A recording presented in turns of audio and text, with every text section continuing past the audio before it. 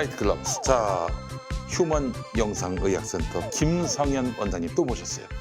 어서 오십시오, 원장님. 어서 오십시오. 네, 안녕하십니까. 김성현입니다. 네, 우리 저 김성현 원장님 지난번에 전립선 얘기해 주셨어요. 네. 예, 그렇습니다. 그 전립선 많은 정보 때문에 많은 분들이 와, 그런 신기술이 어르신들이 있었구나. 예. 굉장히 예민하게 그래서 또 굉장히 모셨어요. 재밌어 하시더라고요. 예, 예, 예. 아유, 신천지를 보는 것 같아요. 아, 신천지야, 죄송합니다. 신천지가 아니라, 예, 예. 신세계. 신세계를 보는 것 그렇습니다. 같습니다. 예. 네. 신세계도 저희는 좀 금치겁니다. 아, 예. 그렇습니까? 네. 그렇습니다. 예. 네. 경제 신세계면 모르겠지만, 예. 의학의 신세계죠. 네, 의학의 신세계. 아니, 근데 그건 괜찮습니다. 의외로 예. 어르신이나 남성분들이 네. 이런 얘기를 그럼요. 잘 못하시더라고요. 어디 가서 이런 얘기 잘 못합니다. 사실. 네. 창피하세요. 예. 우리 대놓고 하지 않습니까? 네. 아, 김성현 원장님이 마치 그 예수님처럼 보였다. 이런 분도 제가 몇 명 만나봤습니다. 과찬 감사합니다. 이 신천지인 것 같아 아무래도. 자, 그래 우리 휴먼 영상의학센터 김성현 원장님 이미 한번 소개해드린 적이 있었는데 오늘 처음 보시는 분들을 위해서 원장님 프로필을 좀 간략하게 소개를 하자면은 전 서울대학교 의과대학 영상의학과 교수, 또 전 분당 서울대병원 교수, 또 전 삼성 서울병원 영상의학과 전문의. 이야, 이거 뭐 우리나라 탑 클래스네. 엑기스를 다 거치셨군요. 네, 탑 클래스예요. 예. 자, 그래 오늘 그 영상의학센터, 휴먼 영상의학센터의 급사 방지 건강 검진에 대해서 말씀해 주신다고 했는데 급사 방지, 급사하시는 분들이 많습니다. 아. 솔직히 그저께 지난주만 해도 멀쩡한 분이 갑자기 어느 날 갑자기 고인이 돼가지고 우리 곁을 떠난 일이 뭐 요즘 점점 비일비재해지는 것 같아요. 네. 이게 급사는 뭐 딱 원인이 정해져 있어요. 1등, 2등, 3등 딱 있습니다. 이게 뭔가요? 1등은 사고, 사고. 2등은 심장혈관 질환. 그렇죠. 대개 심근경색이라고 얘기하는 예, 거. 예, 예, 예. 3등은 이제 뇌혈관 질환.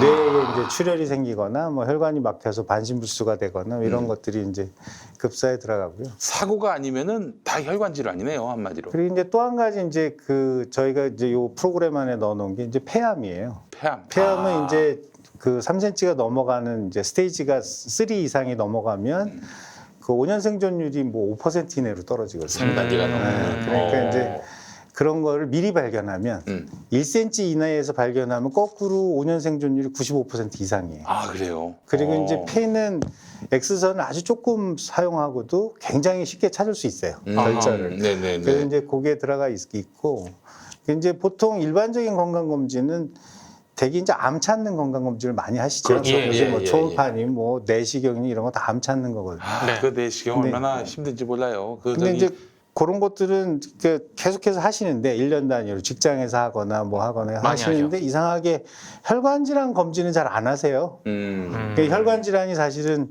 굉장히 그 사망률이 높은 질환들인데도 불구하고 네. 되게 국민들이 아시기에 암이 사망 원인 1위라고 아시잖아요. 네. 암이 사망 원인 1위라는 거는 맞기도 하고 틀리는 말이기도 하고 그렇습니다. 왜냐하면 암이라는 게 단일 질환이 아니거든요. 여러 암이 가지가 뭐 복합돼 위암, 있는. 뭐 유방암, 뭐 네. 간암, 뭐 할 것 없이 엄청나게 많잖아요. 네. 그걸 다 합쳐서 1등이라는 소리. 아, 그렇죠. 근데 실제로 단일 질환 1위는 심장혈관 질환이에요. 음. 심장의 심근경색이 그 사망률 1위. 네. 그다음에 2등이 뇌혈관 질환이에요. 네. 그러니까 1등, 2등이 이제 왔다 갔다 하죠. 해마다 뭐 얘가 1등했다, 제가 1등했다 하는데 이상하게 그쪽 혈관 질환을 검진을 잘 이제 소홀히 하기 때문에 저희가 이제 만든 거는 이제 뇌혈관 질환, 심장혈관 질환, 폐암 요 세 개만 딱 뽑아서 그냥 검사를 하는 그런 프로그램을 만들었고요. 그 과거에는 혈관 진단도 쉽지 않았어요. 사고가 나야 이제 비로소 혈관에 문제가 있었구나. 주로 뇌혈관이나 심장 이 심혈관 질환이 보통 이거잖아, 이거. 예.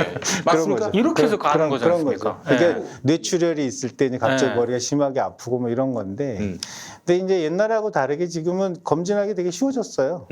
그 기계들이 발달하니까 네. 뇌혈관 질환 같으면은 MRI 찍으시면 되고, 네. 그다음에 심장혈관 같으면은 CT 찍으시면 네. 되고, 네. 폐도 이제 저설량 PET-CT라 그래서 이제 엑스레이를 왕창 줄여가지고 네.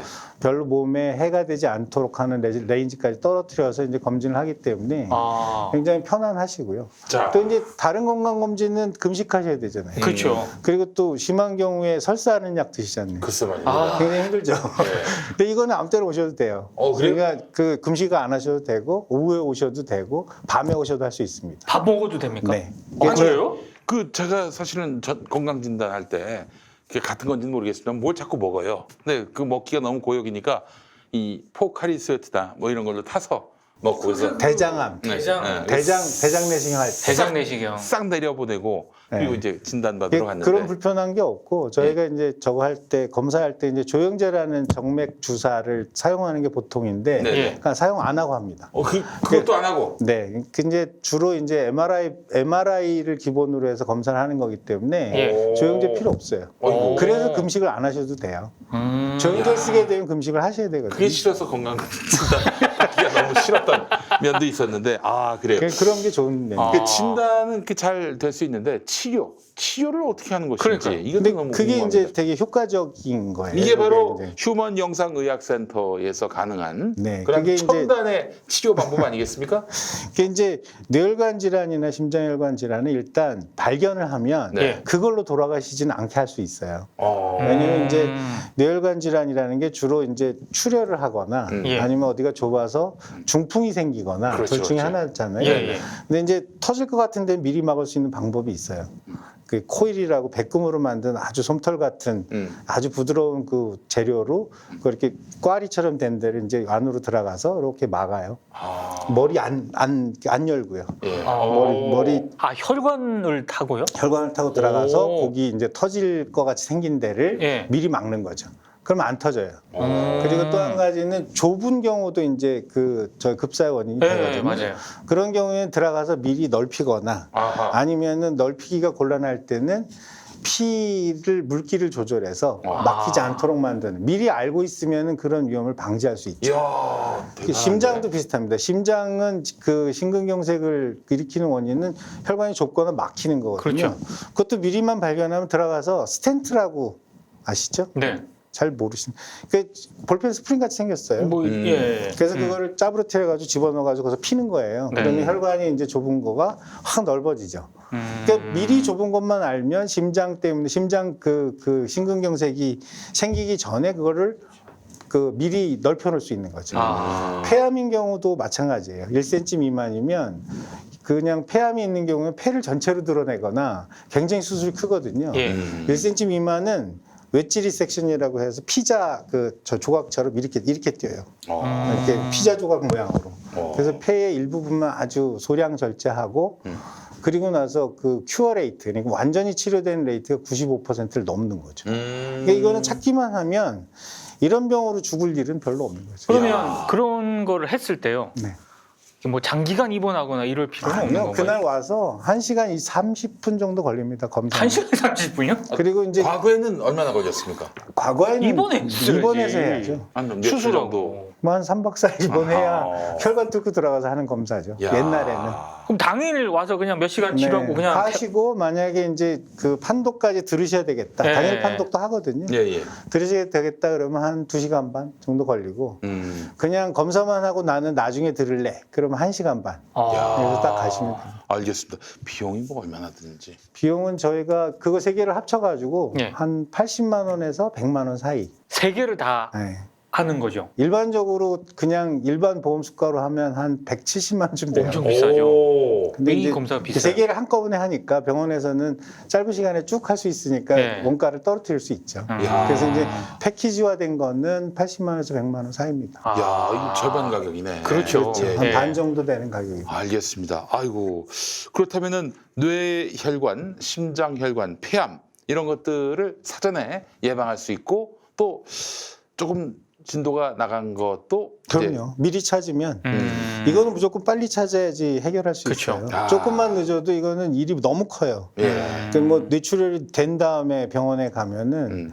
반은 돌아가신다고 보면 돼요. 그러면은 그 어떻게 좀 이거 내가 가서 한번 좀 알아봐야겠다. 진단받아야겠다라고 했을 때는 어느 때입니까? 김용민 PD는 네. 지금 가서 일단 저한테 오셔야 돼. 그러니까 받아야 될 것 같아. 그러니까 겉모습에 이제 체중이나 이런 걸 보면 저랑 비슷하시기 때문에 예. 검사를 좀 하셔야 될 것 같아요. 저기 서 있는 정상근 선수하고 네. 김용민 PD랑 네. 나랑은 날 잡았어. 예, 알겠습니다. 근데 봤을 때 좀 상태가 좀 아니 이게 이제 체중이 많이 나가시면 위험도가 높은 거예요. 네. 원장님이 딱 보시기에 딱 견적이 나오시죠. 네. 아, 저 선수는 와야 된다. 뭐 이런. 그렇게 하면 너무 겁주는 거고. 알겠습니다. 반나절도 아니고 불과 뭐 2시간, 3시간이면은 다 끝날 수 있는 그렇죠. 일이고 사전에 예방하게 된다면은 혈관으로 인한 그런 급사의 그 길도 크게 이제 막을 수가 있고요. 혈관질환 좋은 점이 또 하나 있어요. 네. 이거 한번 하면 네. 이게 그 진전하는 병이 이제 진행하는 스피드가 느리기 때문에 네. 한 번 하면 한 3년 있다가 한 번 하면 됩니다. 아. 이게 매년 하는 게 아니고. 예. 알겠습니다. 휴먼 영상의학센터, 휴먼 영상의학센터 지금 전화번호가 나가고 있죠. 휴먼 영상의학센터 여러분들 많이 문의하시고요. 아, 혈관 질환 이건 정말 답이 없는 줄 알았어요. 그렇죠. 근데 우리 답이 이게 제일 많죠. 그냥 일반적인 암 스크리닝 하는 것보다는 이게 네. 치료법도 확실하고 미리 찾았을 때 효과도 확실한 그런 병들이죠. 알겠습니다. 휴먼 영상의학센터, 휴먼 영상의학센터 여러분 이름 꼭 기억해 두시면 좋겠습니다. 김성현 원장님 오늘 말씀 감사합니다. 네, 감사합니다. 고맙습니다. 그래서 요즘에 그 자유한국당을 비롯한 이런 보수 정당들은 이 대통령이 이렇게 반일 감정에 이렇게 기대가지고 이렇게 내년 총선을 위해서 지금 그 한일 관계 다 깨뜨리면서 그렇게 오로지 총선 승리를 위한 그런 방편으로서 계속해서 악화시키고 있다라고 얘기하고 있습니다. 근데 확실히 자유한국당은 내년 총선 말고는 지금 눈에 뵈는 게 없어요. 그래서 그걸 보면서 이 사람들이 지금 자기들의 그 이런 속내를 다 드러내면서 진면목까지 다 드러내고 있는 것이 아닌가. 반일 감정에 대해서 그래서 진보 진영에서는 그런 사람들 말고 이런 어떤 그 저쪽 편 말고 우리 진보 진영 내부에서도 반일 감정에 대해서는 우리가 그건 경계해야 된다. 이게 우리가 그 이런 이성을 잃어버리고 이 국면에서 일본을 적대시하는 이런 행태는 그릇된 민족주의로 흐를 수가 있다. 이렇게 얘기하는 사람들이 있거든요. 훌륭한 말씀이죠. 훌륭한 말입니까? 예. 훌륭하게. 근데 일단 좀 뭉뚱그려서 반일 감정이라고 얘기하는 것이 과연 옳은가부터 좀 짚어봐야 될 것 같아요. 일단 좀 보죠. 이 사태의 발단이 뭐냐. 근데 현상적으로는 이제 우리 대법원의 강제징용 개인청구권 인정 판결에 대해서 일본이 이것이 1965년 한일협정 위반이다. 라고 이제 들고 나온 거잖아요. 근데 네. 현상적이에요, 사실은. 네. 그동안 아베 정권이 들어와서 한국에다 계속 요구해 왔던 것들이 쭉 있어요. 그리고 지금만 한일 관계가 나빴던 것이 아니라 이명박 독도 방문 이래로 계속 나빴어요. 그렇습니다. 이명박 독도 방문, 이명박 전 대통령이 독도 방문하고 박근혜 전 대통령 때도 계속 나빴죠. 네. 계속 나쁘다가 이제 이른바 한일 위안부 졸속 합의, 합의 이후 잠시 이제 괜찮아지는 데 했다가 또 나빠졌어요. 그러니까 쉽게 말하면 한일 관계가 악화했다, 나빠졌다라고 얘기하는 이제 전제는 우리 정부가 주도권을 쥐고 나쁘게 만들어 놓은 것이 아니고 아베 정권 들어와서 계속 이제 그동안 무라야마 총리가 했던 담화, 식민 지배에 대한 사과, 그리고 이제 고노해상 그 당시에 고노해상 담화죠, 90년대 이제 위안부 문제에 대한 사과, 이거를 그냥 뭐 취소할 수도 있다라든가 또 실제로는 계속 취소하는 행보를 보이면서 역주행하는 행보를 보이면서 일본 좀 강요들이 야스쿠니 신사에 참배한다든가 또 일본 역사 교과서에서 위안부 관련 기술을 삭제한다든가 그렇습니다. 실제로 이 문제 한일 관계를 악화시키는 것은 이제 90년대에 만들어졌던 한일 관계를 계속 악화시키는 행보는 아베 정부가 해왔던 거잖아요. 그리고 아베 정부의 목표는 이번 이제 참여연 선거에서 일단 좌절했다는 평을 받고 있긴 하지만 분명했어요. 개헌이잖아요. 그렇죠. 개헌하기 위해서 개헌을 해야 된다라는 것이고 개헌의 목표는 일본이 군대를 가질 수 있는 나라로 바뀌어야 된다. 그걸 정상국가라고 했고 그 전략 계획 하에 계속 움직여 왔던 거잖아요. 그러니까 첫 번째는 이거죠.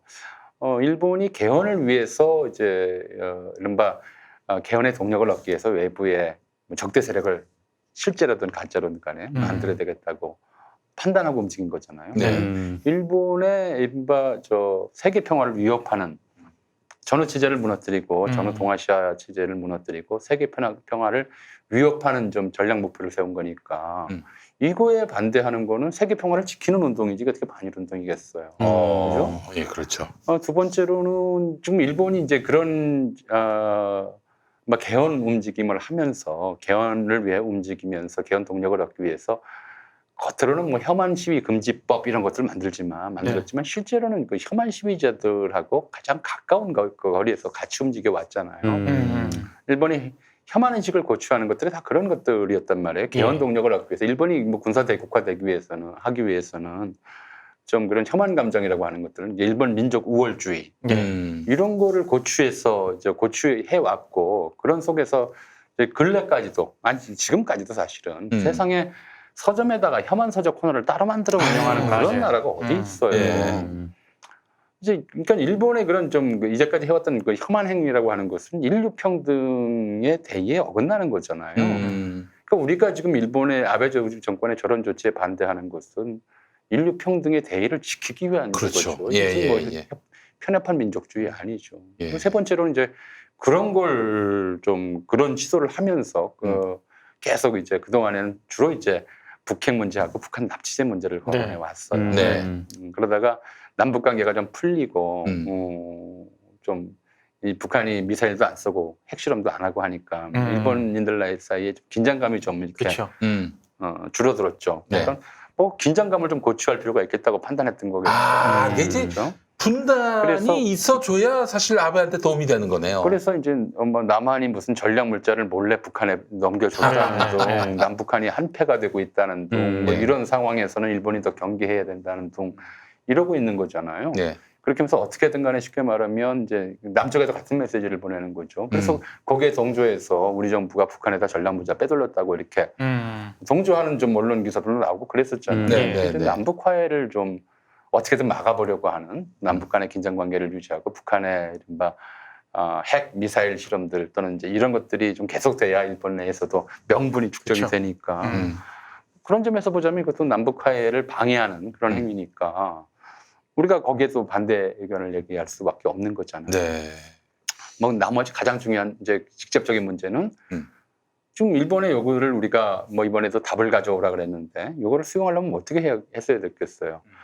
개인 정부권이 소멸했느냐 아니면 남아있느냐 이거에 대해서 법의 견해를 묻기 위해서 피해자가 소송을 냈던 거잖아요. 뭐 법원이 거기에 대해서 이제 대법원 최종 판결이 났던 것이고요. 일본의 요구를 받아들이려면 우리가 세 가지밖에 쓸 수 있는 카드가 없어요. 요구를 수용하려면 첫째로는 미리 소송 거는 사람들을 좀 윽박질러서 소송을 취하게 하는 것. 이게 이제 민주국가에서 가능한 일이 아니죠. 두 번째로는 대법원하고 거래를 사바사바 해가지고 박근혜 가듯이 판결을 이제 뒤집는 것, 못하게 하는 것. 세 번째 판결이 났어도 이행하지 않는 것. 이거 다 삼권 분립 법치국가에서 할 수 있는 일이 아니잖아요. 우리가 내놓을 수 있는 카드가 없어요. 일본이 요구하는 대로 받아들여줄 수 있는 카드가 없잖아요. 그래서 저는 선생님 이런 생각도 들어요. 일본이 한국 정부가 어떻게 할 도리가 없으니까 그냥 그걸 알고도 이 한국을 공격하고 그렇게 한국과 외교적 마찰을 빚어야 과거사 문제로 자기들이 이제 선거 때 참여 선거 때 선거는 끝났어요. 선거는 끝났지만 그래서 네 번째는 이제 국가 주권을 무시하는 거란 말이에요. 그래서 국가 주권을 무시하는 거에 대해서 반대하는 거예요. 그러니까 우리가 지금 보면 세계 평화를 지키고 인류 평등의 대의를 지키고 그렇죠? 남북 화해를 계속 가고 그다음에 국가 주권을 지키자. 이게 어떻게 반일이에요? 그죠? 이게 바로 이제 인류의 정의를 위한 그리고 이제 인류의 평화로운 이제 미래를 위한 그런 행동인데 그걸 반일로 몰아가는 것 자체가 우스운 거죠. 우리가 뭐 범죄 없는 사회를 건설합시다. 그럼 이게 반도둑놈 도둑놈 탄압. 도둑놈 탄압인가요? 도둑놈에 대한 인권 탄압. 국민이다. 그렇죠. 맞죠. 도둑놈도 국민인데 왜 탄압하느냐. 이런 식의 논리랑 저는 비슷하게 느껴져요. 이건 뭐 반일로 몰아갈 상황은 아니다. 이제 노회찬 전 의원 돌아가신 일주기 되신 우리 노회찬 의원 그런 말씀했잖아요. 그 적폐청산을 뭐 야당 탄압이라고 그러면은 청소는 먼지 탄압이냐. 맞아요. 내 집 앞 쓰레기는 내가 치웁시다. 그러면 뭐 쓰레기들이 화낼 수는 있겠죠. 근데 그건 뭐 당연한 거 아니겠어요? 이건 무슨 뭐 국민의 청결 감정을 이용해서 쓰레기를 청결 감정. 이런 식의 그 레토릭이 나올 수는 없는 거잖아요. 예. 근데 이런 얘기도 합니다. 현실적인 힘이 아무래도 국력이 일본이 센데 우리가 그냥 뭐 이런 이성적으로 판단하지 않고 감정적으로 이렇게 들이받는 게 과연 온당한 방법이냐. 원일인 이런 논설위원이 그런 얘기 했죠. 그러면서 또 그 양반은 이길 싸움만 해야 된다. 이런 얘기도 하고요. 의병 해가지고 뭐 된 게 뭐가 있습니까? 뭐 이런 식으로 또 얘기하고 있고요. 그렇죠. 그래서 제가 그런 얘기를 했어요. 그런 글을 썼어요. 그러니까 실제로 우리들의 이제 일제강점 전부터 이른바 이제 그 당시에 토해로 불렸던 자들, 일진회원이라든가, 토해. 이제 뭐 송병준, 이완용처럼. 그러니까 이완용이 울산의격 때 딱 그런 얘기를 했어요. 예. 일본이 지금 만반의 준비를 하고 여기 왔다. 근데 우리는 무슨 수로 거절할 수 있겠느냐, 일본의 네. 요구를. 그죠? 그러니 우리가 거절할 수 없는 이상 수용할 수밖에 없다. 그게 이완용 얘기였어요. 그래서 우리가 그 이완용을 얼마나 욕을 했어요. 예. 만고역적 매국노라고. 예. 근데 지금 이완용하고 똑같은 발언들이 나오는 거예요. 우리 역사책을 왜 배웠어? 그럼 지금 상황은 다르다? 아니, 안 달라요. 일단 부당한 공격이라면 이게 정당하냐 부당하냐 옳으냐 그르냐 이걸 먼저 따져야 돼요. 그렇죠. 네. 정의로우냐 불의냐 이걸 따져야 되는데 지금 우리 언론들에게는 이 정의냐 불의냐에 대한 네. 판단이 완전히 배제돼 있어요. 네. 이게 마치 힘과 힘이 부딪히니까 힘없는 쪽이 굽히고 들어가는 것이 이성적이다라고 생각하죠. 그래서 그 당시부터 그랬어요. 그게 이성이라고 생각했어요. 그리고 거기에 반대해서 의병을 일으키거나 뭐 안중근도 그렇고 네. 이도를 죽인 안중근이나 뭐 이런 사람들한테도 다 그런 딱지를 붙였어요. 조선인들의 이게 감정적이다. 그렇죠? 이길 수 없는 상대한테 묵하는 성질에 자기 죽을 줄 모르고 들고 일어나서 결국 그렇게 의병을 해서 결국 안중근이 이도를 죽여가지고 무슨 뭐 식민지화되는 걸 막았느냐. 의병이 이렇게 일어나가지고 나라가 안 망했느냐. 사실은 의병 비난하는 것들이 당시에 이른바 친일 계몽주의자들의 한자 같은 논조였어요. 그러니까 두 번 다시 그런 짓 하지 마. 이 얘기하려고. 폭도라고 그랬어요. 아예 대놓고 폭도. 의병들을. 그러니까 이제 지방에서 폭도들이 이렇게 날뛰고 있는데 이 세상 돌아가는 정사를 몰라서 하는 짓이다. 그런다고 어떻게 일본을 기관총 대포로 무장한 일본을 의병이 조총나불행위하고 일부 이제 구식소총 가지고 무슨 수로 이길 수 있겠느냐. 이런 폭도 짓은 오히려 우매한 짓이고 그야말로 감정적인 짓이고 자기를 죽이고 나라를 망치는 일이다. 이건 1905년, 6년, 7년, 8년 신문들은 매일 나오던 기사예요. 근데 요즘 신문 보고 딱 그때 신문 보는 것 같아요. 똑같은 얘기를 하고 있어요. 네. 똑같은 얘기. 뭐가 문제냐? 일본은 이성적인데 우리는 감정적이다는 프레임이에요. 프레임이 있었구나. 이 프레임을 예. 그 당시에도 만들었고 일제강점기 일본인들이 만들어놓은 책들이 되게 이런 프레임들로 가득 차 있었어요. 뭐 예를 들어 이제 뭐 의사들은 이게 1880년대 나온 계림 의사라는 책 같은 거 보면 이런 식의 이제 그 설명이 들어가요. 조선인들이 일본인보다 전체적으로 체격이 좋은데 왜 그럴까? 조선인들은 생각이라는 걸 안 하고 사는 민족이다. 이게 마치 저기 흑인들, 그렇죠. 흑인들을 갖고 뭐 체육 잘하고 네, 이런 네. 것들은 머리가 좀 굉장히 생각을 안 빈천하기 때문에 하니까 생각을 안 하기 먹는 때문에 게 몸뚱아리로만 가서 그렇다. 그들은 이성이 없고 본능으로 생활하는 그런 인간들이다. 뭐 이런 것들이 여러 차례 이제 다른 책들, 다른 데도 이제 인용되고 넘어가죠. 흑인 혐오 논리를 조선인들한테 적용을 했네요. 오리엔탈리즘의 일본판인 거죠. 그다음에 뭐 이제 농촌 사회를 조사하는 어떤 이제 농촌 사회 답사기라는 글을 보면 이제 이런 이제 설명도 있어요. 네. 조선의 민가를 산 위에서 보면은 이 집들이 다듬지 않은 나무로 기둥을 세우고 집 옆에 흙을 파가지고 그냥 벽을 바르고 논에서 짚을 이제 묶어가지고 지붕을 잇는다. 미개인들. 이게 꼭 저 새가 둥지 짓는 거나 곤충들이 집 짓는 거랑 별 다를 바가 없다. 미개인 취급했구만. 그러니까 동물 여기서는 뭐 인위적이거나 인간의 문명을 볼 수가 없다. 이런 걸 써요. 이게 이제 공식 출판물들로 나오고 이런 것들이 이제 모든 지식들이 그렇게 이제 확산되듯이 뭐 다른 사람이 이거 보고 인용하고 이거 보고 인용하고 그러는 거죠. 뭐 일본의 학자들도 아예 대놓고 그래요. 조선 사회는 일본으로 치면 1000년 전 사회에서 머물러 있다. 뭐 아직도 여전히 이제 노예제 사회에 있고 일본이 봉건 사회를 거쳐 자본주의 사회로 이행했는데 반해서 조선은 아직도 고대 노예제 사회에 머물러 있다. 이런 식의 이야기들. 그게 또 학설로 펴져서 쭉 이제 퍼져나가는 거죠. 그런 식의 이른바 이제 프레임이 만들어져요. 일본인들 사회에서 1880년대 이전부터 이미 만들어지기 시작해서 예. 이제 20세기쯤 들어다 보면 아주 이제 고정불변의 프레임이 되는 거죠. 그러니까 일본인은 이성적이고 인간적이며 조선인은 감정적이고 동물적이다.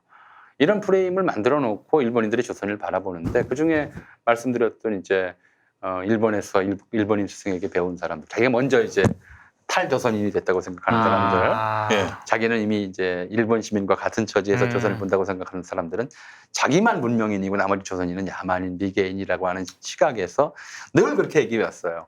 일본인은 이성적인데 조선인은 감정적이다. 그래서 어떻게 해야 좋은 민족이 되느냐, 민족이 이제 살 수 있느냐, 조선인의 이 감정적인 조선인의 기제를 버리고 그 자리에 이성적인 일본인의 기제를 채워넣어야 한다. 이게 사실은 먹고 살기 위한 친일이 아니라 철학적, 사상적 친일로 빠져드는 이제 핵심 논거였어요. 뼛속까지 친일인 거예요. 그렇게 되는 거죠. 그러니까 지금 나오는 논조도 여전히 같아요. 100년 전, 120, 30년 전에 일본인들이 하던 얘기, 또 그 일본인들한테 뼛속까지 이제 감화된 사람들이 하던 얘기는 똑같이 해요. 그러니까 여기서 여전히 그게 빠져. 첫 번째로는 한국인은 감정적이고 일본인 이성적이라는 프레임 속에서 양국 간의 관계를 보죠. 근데 지금 일본인이 하고 있는 게 이성적이냐? 절대 아니죠. 이성에 좀 판단 준 거는 저는 그렇게 봐요. 이 사람들이 이성적이라고 하는 얘기는 뭐냐면 타산적이라는 말과 같은 뜻이에요. 타산적. 이해타산. 이해타산. 계산을 해보니까 예. 경제력으로 보거나 돈으로 보거나 우리가 어떻게 상대가 잘 안 되겠다. 또 이렇게 하면 우리 손해가 더 크다. 맨날 따지는 게 누구 손해가 더 크냐. 아니면은 뭐 이렇게 해서 우리가 경제적으로 이길 수 있느냐. 요것만 계산해요. 근데 승패라고 하는 것이 이해타산으로 다 결정나는 것도 아니고요. 그렇죠. 그리고 이해타산이 모든 것을 판별하는 유일한 기준도 될 수가 없어요. 네. 그렇다면 일본이 얼마나 치밀하게 준비해서 진주만을 공격했어요. 그죠? 그러네. 치밀하게 준비하고 자기 딴에 다 따져가지고 예. 이길 수 있다 판단에 공격했다가 결국 망했잖아. 원자 폭탄 맞고 끝났잖아요. 네. 치밀하게 준비한다고 이성적인 것도 아니에요. 그리고 지금 사실 진짜 문제는 저 조선일보든 뭐 중앙일보든 지금 얘기하고 있는 사람들의 일반적인 생각은 바로 그거예요. 이성적이라고 하는 말은 참 계산 이해타산이다. 라는 걸로만 생각해요. 이성적으로 대처하자. 우리가 손해볼 짓 하지 말자. 이런 얘기는 똑같거든요. 네. 근데 이성이라고 하는 것이 손해냐 이익이냐만 따지면 그게 인간의 이성인가. 옳고 그름을 따질 수 있어야죠. 무엇이 정의이고 무엇이 불의인가를 따질 수 있어야 그게 이성적인 거잖아요. 네. 아니 불의를 행하면서 돈만 된다고 행하면 그게 인간의 이성이에요. 그죠? 근데 교수님, 이명박 박근혜 정부 때도 일본하고는 계속 안 좋았잖아요. 예. 근데 조선중앙일보 같은 경우에는 그때는 예. 이 정도까지 우리 정부를 안 때렸거든요. 이 정신 상태는 어떻게 봐야 될까요? 나는 그 피차간에 이명박이나 조선중앙이나 다 쇼라고 봅니다. 아니, 그 이명박 전 대통령, 이명박의 저 독도 방문 같은 경우는 그야말로 우발적이었죠. 우발적이었고. 비이성적인. 그거야말로 정말 감정적. 비이성적인 행동이었고. 근데 저는 제가 기억하기로는 그때도 좀 비판이 있었던 것 같기는 해요. 네네. 비판이 있었던 것 같긴 한데, 전체적으로 보면 그래서 처음부터 이것이 이제, 지금 이제 그 뭐 조선일보나 중앙일보가 친일 신문이나 그런 건 아니다라고 저는 생각을 해요. 이 사람들이 기본 전제는 이제 기존에 이제 기득권 옹호라고 하는 것이 가장 기본이고 그래서 이제 어쩌다 보니까 아베 정권도 그렇고 아베 정권하고 이제 동지가 돼버린 거죠. 자기가 공격할 대상이 같으니까 이제 동지가 돼버린 것이고. 그러네. 근본적으로 친일보다는 이제 뭐랄까요, 이제 기득권 체제의 붕괴 또는 이제 적폐 청산에 대해서 강력하게 반대하다 보니까 그렇게 했던 거라고 생각되고요. 네. 공유하는 생각이 물론 없는 건 아니에요. 아베 정권하고 공유하는 생각이 똑같아요. 이 아베 정권도 그렇고 지금 저 우리나라의 주류 언론이라고 불리는 이런 집들도 그렇고 공유하는 건 지금 여태까지 제가 말씀드린 내용하고 같아요.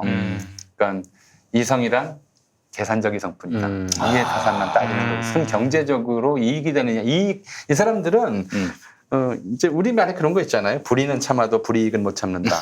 바로 이게 이제 멘탈의 핵심이에요. 예. 우리한테 불이익이라도 조모면 안 되니까 불이해도 그냥 무릎 꿇고 넘어가자. 근데 이 사람들은 언제나 그렇게 주장해 왔어요. 항상 뭐 예를 들어서 5.18 민주화 운동 때도 그렇고 6월 민주화 운동 때도 그렇고 지난번 촛불 때도 그렇고 사람들이 아니 이성적으로 그런 식으로 이성적으로 생각했다면 촛불 들고 어떻게 그 무력에 대항하겠어요. 그죠? 맨몸으로 어떻게 최루탄에 대항해서 그렇죠. 민주화를 달성하겠어요. 그러네요. 그게 그럼 감정적인 행동이었느냐? 그게 가장 이성적인 행동이었죠 당시 상황에서. 맞습니다. 예, 예. 근데 그런 이성은 아예 이 생각이 없는 거예요. 자존감, 정의감 이런 것이 이성적인 판단일 수 있다는 건 전혀 생각하지 못하고 그저 계산 이해타산만 잘하는 게 이성적이라고 생각하는 거죠. 조중동 그 점에서는 아베 생각하고 저는 기본적으로 이게 이제 걔네들의 이성은 이거구나. 주판할. 그렇죠. 아니. 이성이 있어요. 그들의 이성은 그 송병준에게 있어서 이성. 이완용이 이성이에요. 다른 성. 이성. 근데 좀 말이 안 되는 것 같아요. 그런 거 좀 넘어가지고, 그러니까 이게 뭐 문재인 정부를 공격하기 위해서 뭐 문재인 정부 잘못했다, 뭐 이 수준을 지금 좀 넘어버린 것 같더라고요. 얼마 전에 이 중앙일보 전현기 칼럼을 보면은 그냥 아예 그냥 1919년부터 뭐 민심부가 있었다고 해도 그건 나라가 아니니까 이건 불법이라고 볼 수 없다라는 식으로 그냥 아예 그냥 근본부터 그러니까 다 이제 무너뜨리는, 일제강점기가 네. 불법이 아니다. 뭐 그런 취지의 이제 글을 이제 쓴 그분이 거죠. 예전부터 칼럼이 좀 뭐 거의 정의하는 단계에서 지금 불매 운동하시는 분들 굉장히 차분하고 그리고 뭐 소리 없이 소문 없이 그리고 그러면서도 아주 치밀하게 아주 강렬하게 이 운동을 전개하고 있단 말이죠. 아주 악랄하게. 이렇게 불매 운동을 조용히 합리적이고 이성적으로 하는데 예전에는 머리띠 두르고 막 일본 제품 불태우고 막. 퍼포먼스 하고 그랬는데 요즘엔 그렇지가 않아요. 조용히 하잖아. 이 불매 운동 어떻게 보셨어요, 선생님? 아까 말씀드렸잖아요. 네. 지금 이제 일본의 행위가 네. 아베 정부의 행위가 일본 전체의 행위보다는 아베 정부가 이제 일본을 좌우하고 있으니까 네. 아베 정부의 행위가 사실 속성상으로 보면 세계 평화, 인류 평등, 그다음에 이웃 국가의 주권, 그다음에 아시아의 특히 이제 남북 화해 네. 이런 것들을 전부 가로막으려고 하는 행위란 말이에요. 그러니까 거기에 대해서 아베 정권의 이른바 대한 정책 및 대아시아 정책 나아가서 이제 세계 정책 네. 이거 자체에 대해서 반대, 규탄한다라고 하는 의지를 보여줄 필요가 있죠. 네. 근데 그게 지금 정부가 그런 얘기를 바로 하기는 굉장히 어렵고 얘기도 얘기지만 일본의 이른바 수출 규제 조치에 대항하는 경제적 그에 상응하는 경제적 또는 외교적 조치를 단행하기도 어려워요. 네. 조건 자체가 우리가 뭐 일본에서 반도체 핵심 소재 수출 금지한다고 해가지고 반인도적으로 한국 농산물 수출 금지 이런 거 할 수도 없잖아요. 그렇죠. 반인도적일 뿐만 아니라 일본이 자해적 조치, 그야말로 감정적 조치죠. 그렇습니다. 감정적 조치를 한다고 똑같은 조치를 할 수 있는 것도 아니고요. 그러니까 정부가 실질적으로 동원할 수 있는 정책 수단이 많지 않아요. 네. 그렇다고 해서 그냥 놔두자니 이것이 아베 정권이 가지고 지금 하고 있는 이제 반인도주의적이고 불의한 네. 이런 성격을 이제 우리가 규탄한다는 그런 태도를 보여줄 수가 없잖아요. 네, 네. 그런 점에서는 이제 부득이한 면이 있다. 이제 하는 수밖에 없죠. 우리가 한국인들은 일본이 이른바 전후 아시아 평화 체제를 뒤흔들면서 이제 군국주의 국가로 소생하는 것에 반대하며 또 그러기 위해서 이제 한국 정부의 그러니까 한국 사법부의 판단을 핑계 삼아서 정부를 공격하는 이런 부당한 공격에도 동의하지 않는다. 그건 이제 용인할 수 없다. 이런 의지를 보여줘야 하기 때문에 그 네. 보여주는 방법으로서는 지금으로서는 불매운동 말고 딱히 적절한 방법이 저는 없다고 생각을 해요. 불매 운동이 가장 효과적이고 가장 지혜로운 방법인 것 그러니까 같아요. 이제 일본에서도 이제 그동안 일본에서 한국 여론을 판별하는 게 뭘 가지고 판별했겠어요. 그러니까 워낙 잘 알지만 일본의 조선일보, 중앙일보가 일본어판을 냈잖아요. 그렇죠. 그리고 그게 이제 일본 포털에 올라가고. 네, 네. 근데 이 사람들, 이 신문들의 논조는 아베 싼게이보다 더해요. 싼게이, 뭐 한국 무슨 낯짝으로 일본에 투자를 기대하나. 네. 싼게이도 그런 식의 뻔뻔한 그런 식의 이제 모멸적인 기사는 안 쓰는데 그런 걸 우리나라 신문들이 낸단 말이에요. 그럼 일본인들이 보기에 한국 내에서도 문재인 정권은 고립돼 있고 아베 정권의 아베의 주장에 동조하는 세력이 굉장히 크구나. 더군다나 이 신문들이 한국 내에서 판매 부수 1, 2위라고 하는 것들이 이제 일본인들이 알고 있잖아요. 네. 우리가 요미우리 산케이에서 이렇게 냈다 그러면은 굉장히 큰 관심을 갖는 것처럼 나머지 작은 신문들이 뭐라고 하든 간에 별 관심이 없잖아요. 예, 예. 일본인들 마찬가지거든요. 근데 현실적으로 그런 것들이 한국인 관광객이 줄어들고 하는 것들은 일본인들에게 한국인들이 이 문제를 어떻게 바라보는구나라고 하는 걸 이제 분명히 알리는 메시지가 될 수 있겠죠. 예. 아, 그래요. 사실 이 불매운동을 통해서 저는 제2의 촛불혁명이 아닌가. 촛불혁명도 사실은 어느 뭐 개인이 혹은 정당이 뭐 깃발을 들어가지고 나를 따르라 이런 게 아니잖아요. 다 자발적으로 막 그 도처에서. 그러니까 아직까지는 예. 이제 김영민 씨가 얘기한 것처럼 네. 뭐 일본 제품을 모아놓고 불태운다든지 머리띠 두르고. 네, 이런 건 없어요. 근데 이제 사진인데 네. 이제 그게 조작 사진이라고 하더라고요. 네. 일본 차에다가 뭐 이제 매국노을 이렇게 써놓는 페인트로 써놓은 일제 차에다가 있었다고 하는 것들이 있는데 예. 그거 정말 이제 좀 주의해야 돼요. 왜냐하면 제가 모든 이제 그 운동에서 그렇게 얘기를 해요.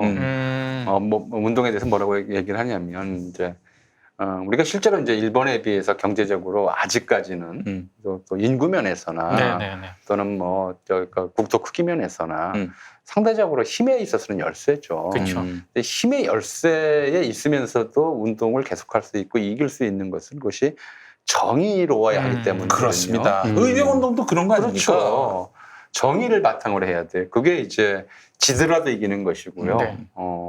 그래서 항상 정의로워야 하고 또 도덕성을 이제 잃어버리면 안 된다. 그러니까 우리가 일제불매 운동을 하지만 이게 결코 일본인 개인들에 대한 이제 적대감 표출이라든가 테러라든가 이걸로 이어지면 안 돼요. 그래서 아마 우리 촛불 그야말로 단 한 명의 부상자도 없이 수천만 명이 모였던 연명 수천만 명이 대단한 모였던 겁니다. 촛불혁명의 기적을 이뤄냈기 때문에 이번에 일제불매 운동도 그렇게 그 지금 언론에서는 편협한 반일 감정, 편협한 반일 민족주의 이런 얘기 하는데 네. 누차 말씀드리지만 이게 편협한 반일 민족주의 아니다. 이것은 이제 전 세계 인류 평등과 세계 평화를 위한 싸움에서 우리가 맨 앞에 서 있는 것이다. 이런 의식을 가지고 네. 그렇게 생각하고 예. 해야 될 것 같아요. 예. 아유, 알겠습니다. 오늘 그 정말 더 오랫동안 선생님 붙잡아 두고 여쭤보고 싶은데 선생님 또 다음 일정이 있으세요. 그래서 네. 제가 또 부득이 보내드려야 되는데 오늘 말끔하게 정리가 됐습니다. 정리됐어요? 우리가 왜 정리를 못 해드렸는데 우리 저 김영민 씨가 다 정리를 하셨어요. 제가 머리가 좋아서 그래요. 머리가 좋아서. 제가 원래 일본인이거든요. 예. 네. 예. 자, 우리 전우용 선생님, 우리 역사학자 전우용 선생님과 함께 또 오늘의 우리 그 민족 운동입니다. 민족 운동이 됐어요. 이 운동을 왜 우리가 당당하게 해야 하는지, 그리고 비이성적이다, 뭐 감정에 치우친다, 이 말이 왜 개소리인지, 이런 것들에 대해서 면밀하게 짚어봤습니다. 예. 너무 좋은 시간이었어요. 좋은 말씀 잘 들었다고 가을의 전선님께서 50만 원을 50만 원? 네. 가을의 진짜? 전선님이 후원해 주셨습니다. 아이고 선생님, 그게 왜 선생님한테 드려야 되잖아. 됐습니다. 어차피 내가 못 먹을 거. 선생님한테 드려야죠. 예. 아유, 선생님 오늘 귀한 시간 내주셔서 너무 감사하고 네. 종종 또 저희가 예. 역사의 주요 변곡점 있을 때마다 또 역사학자로서 저희들에게 또 귀한 지혜를 주셨으면 감사하겠습니다. 예. 네. 선생님 감사합니다. 고맙습니다. 고맙습니다. 고맙습니다. 예. 고맙습니다. 김